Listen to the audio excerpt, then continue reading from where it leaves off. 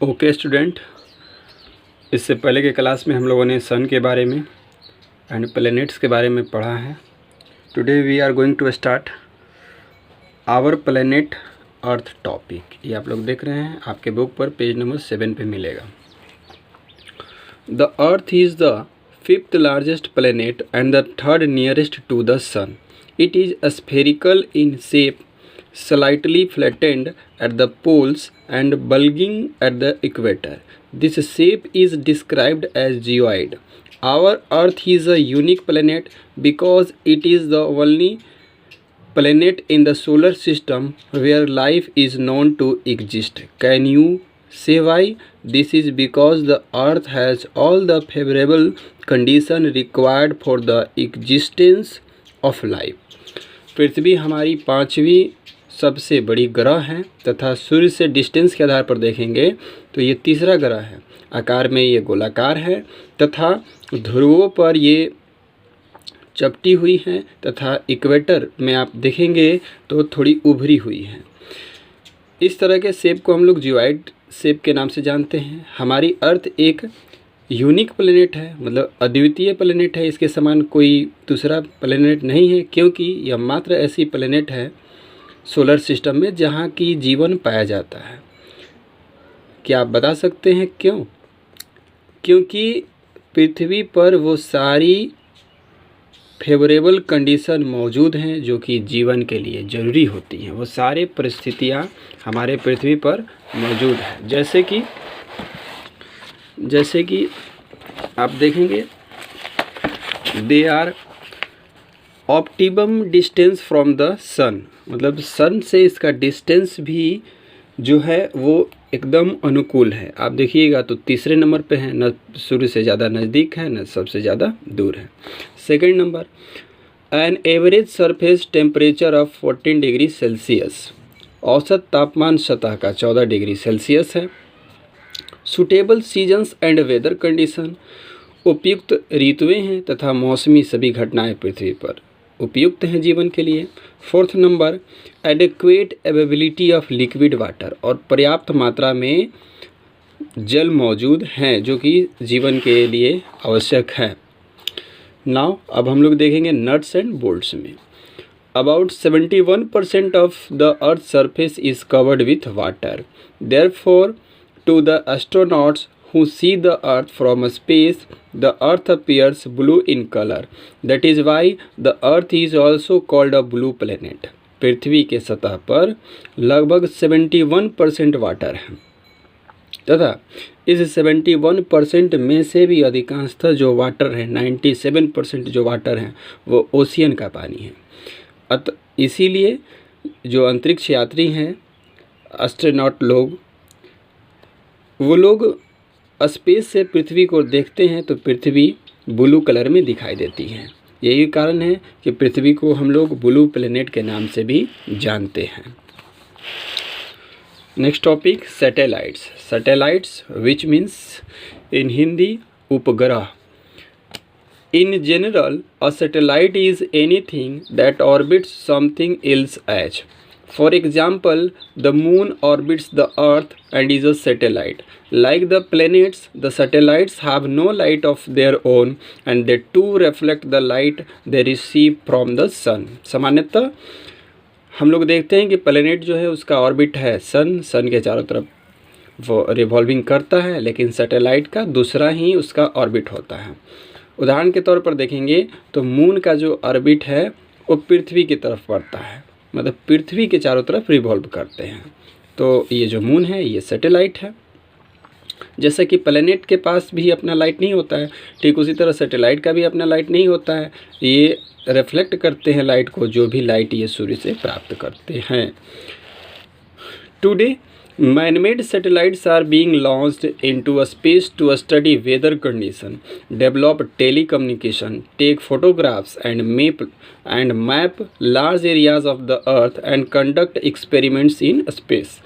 आज के समय में बहुत सारे मानव निर्मित भी उपग्रह लॉन्च किए जा रहे हैं स्पेस में, जैसे कि मौसम संबंधी घटनाओं का अध्ययन करने के लिए, संचार संबंधी कार्यों का विकास करने के लिए, या पृथ्वी के सतह के अन्य क्षेत्रों का जो बड़े क्षेत्र में मौजूद हैं वहाँ की पिक्चर निकालने का तथा अंतरिक्ष में अनुसंधान संबंधी कार्यों को करने के लिए वैज्ञानिकों द्वारा स्पेस में मानव निर्मित सैटेलाइट भी उपग्रह किए जाते हैं।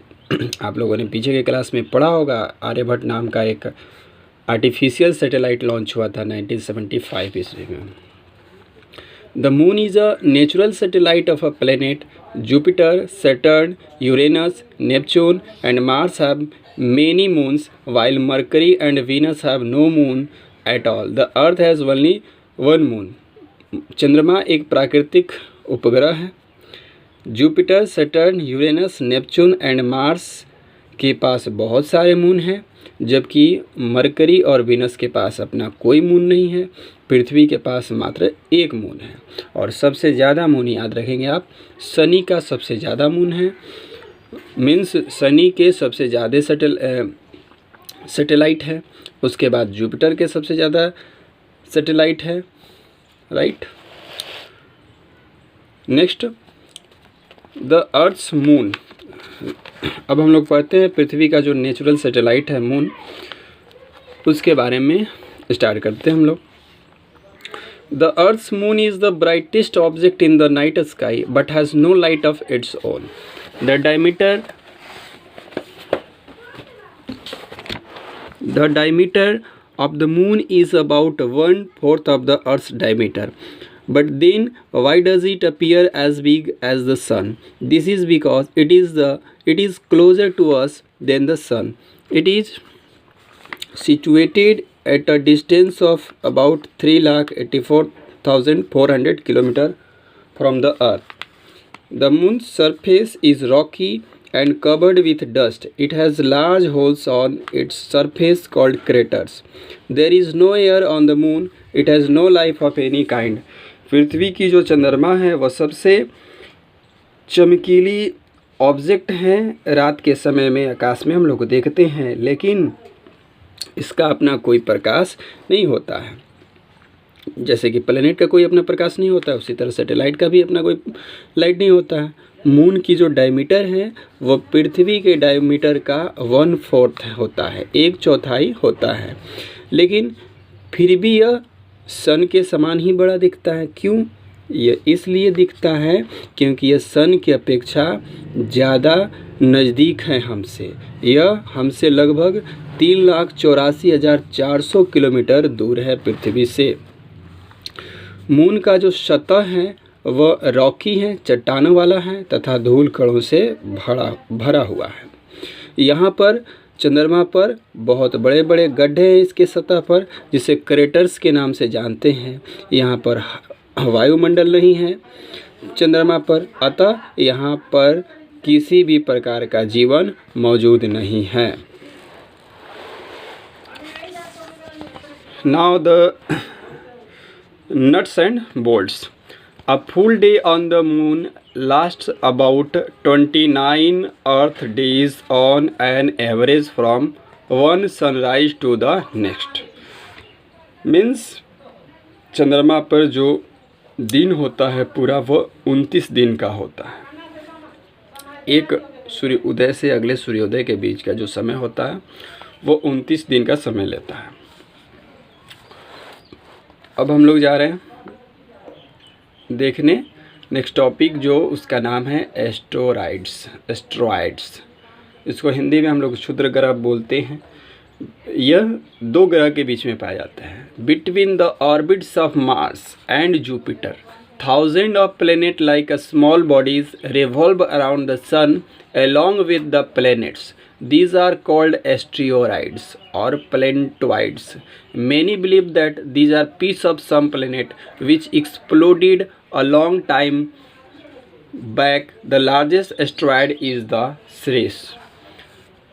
मंगल तथा बृहस्पति, मार्स और जुपिटर की कक्षाओं के बीच में हजारों की संख्या में ग्रह जैसे दिखने वाले छोटे छोटे बॉडीज़ मौजूद हैं जो सूर्य की परिक्रमा करते हैं। प्लेनेट के साथ ही प्लेनेट जिस तरह से सूर्य की परिक्रमा करते हैं, उसी तरह से ये भी जो है उनके पथ में मौजूद हैं और ये भी सूर्य की परिक्रमा करते हैं। इन्हें एस्ट्रॉयड की नाम दी गई है, प्लैनेटॉइड्स की भी नाम से जाना जाता है। बहुत सारे ऐसे विश्वास करते हैं कि ये पहले ग्रह ही थे और उसी में से टूट कर के निकल गए। अब चूँकि अब ये भी उसी पथ पे है, ये भी परिक्रमा कर रहे हैं सूर्य की ही, तो सूर्य की जो परिक्रमा करते हैं उसे हम लोग प्लैनेट के नाम से जानते हैं। तो प्लैनेट तो नहीं बोल सकते हैं, तो प्लैनेटॉइड्स या एस्ट्रॉयड्स के नाम से कह सकते हैं इसको। सबसे बड़ा जो लार्जेस्ट एस्ट्रॉयड है उसे सिरिस के नाम से जाना जाता है, राइट।